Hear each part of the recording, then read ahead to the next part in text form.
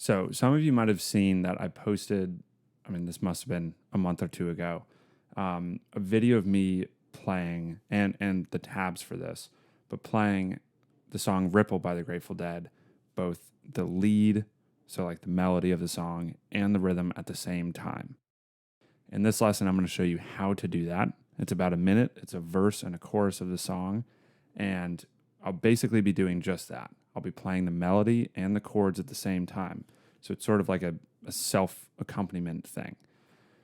Now, the reason for this specific style of like a jam analysis video is to show you how you can kind of play on your own and make it interesting without just being the lead player or just being the rhythm player. A few key things before I actually go through this. First off, when I sort of like transcribed this whole thing, so made my own arrangement of it, what I was thinking about first off is what are the chords? Now, if you're thinking about the verse chords for Ripple, it's just a G to a C, right? And so on and so forth. So that's what I was thinking. What are the chords that I'm going to have to be accompanying the melody with? The next thing that I looked at was the melody. So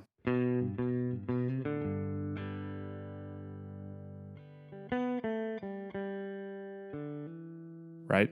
I'm kind of copying exactly what Jerry was singing, so that I then knew the two pieces separately, the chords and the melody, and then all I had to do from there was just piece it together. Now, I knew that this song was in the key of G, and I knew that there's this G major pentatonic right there. Now, I also knew that all the chords in the song are open chords, so I can play them all here. So I identified these basically 4 frets, because I have the open strings involved, 4 frets where I could play the chords and the melody. Then all I had to do was match it up. And so, after practicing it for a little bit, I figured it out, and I'll show you how to do it. But just so you know, that's sort of the process for doing that if you want to do it on your own. So this is what it sounds like.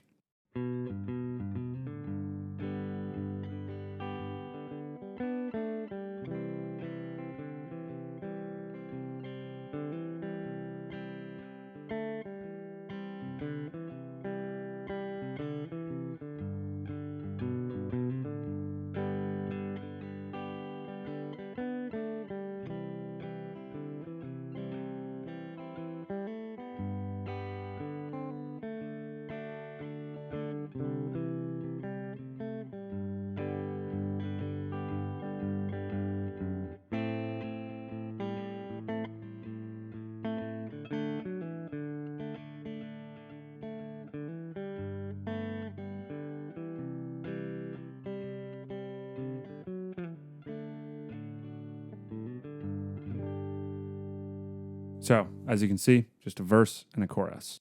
So, here's the first line.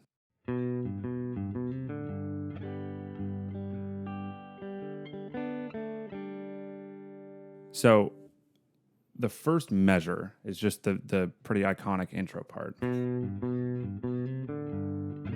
Right, and it leads right into a G chord. Now, that's the first sort of line of the verse itself. At the back end of this, I'm kind of playing off of a D chord, but it's leading into a C. So I'm playing this note from the melody, then this note, then open. And then in the next line, it should pick up right on that C chord. So.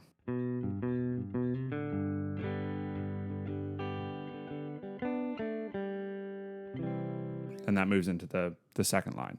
Just so you know, throughout all of this, a lot of the notes that are sort of randomly marked in the tabs are according to what I was doing, playing off of those main chords. So when I'm strumming randomly or just like adding in a few notes that don't add to the melody itself, it's me trying to accompany the melody with some consistent like chord playing, if that makes sense.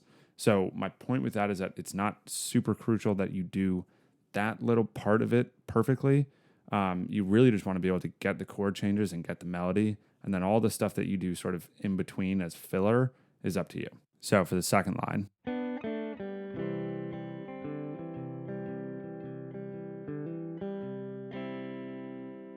very, very simple. Just playing off that C chord. The only 3 notes in the melody are there. So open D string to the second fret of the D string to the open G. So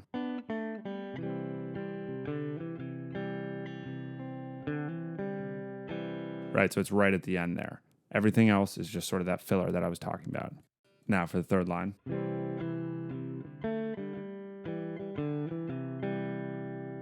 Again, very simple. Staying on that C chord, playing the notes of the melody that you will notice are on the D and the G string, and then playing that C chord sort of as filler.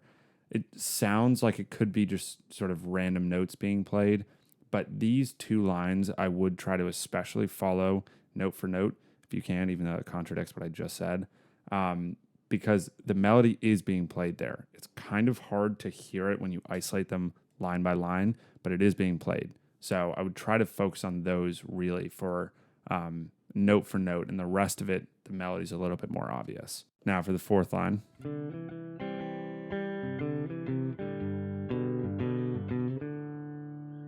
So it's sort of finishing out that C part, going back into the G, back into this, right?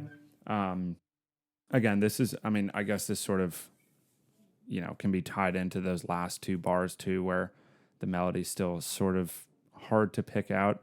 I don't know. I would say that if you're really trying to get this down, focus on these 3 lines especially, because it's just not as clear as the rest of it.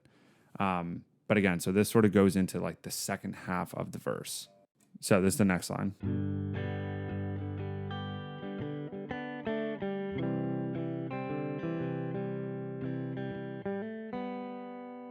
Now, at the end of this, you can start to hear that turnaround, right? And that's a very, very important piece to get of this melody, because it's such an identifier of the turnaround that's about to happen with the D chord.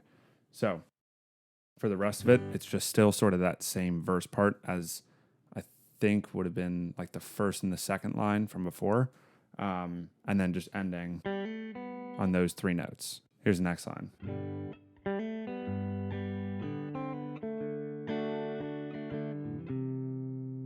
So just switching into that D chord, right? And I'm playing these full chords. And just copying the melody, and that's it. Then for the next line.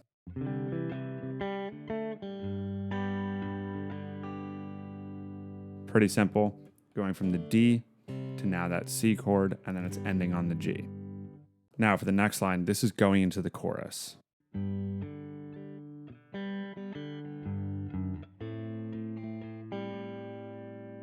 So for the first time, this A minor chord is coming in, and all you're doing with the melody is playing with this ring finger and just pulling it off to get that note from the chorus melody to come out. Another thing to note is maybe this bass walk down right before going to the A minor. Right, for the next line.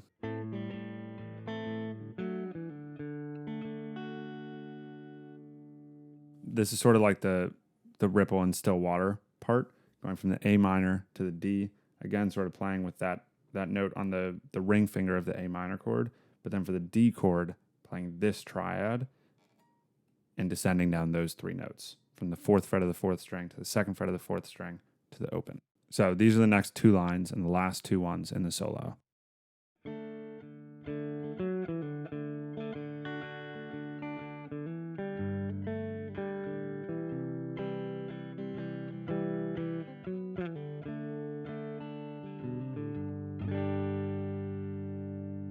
So in that very last line, there technically is a transition from the C to the A to the D.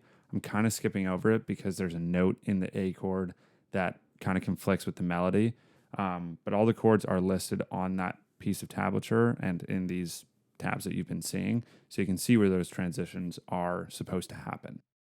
The only other thing is that it ended on that sort of intro thing here, just to sort of close it out.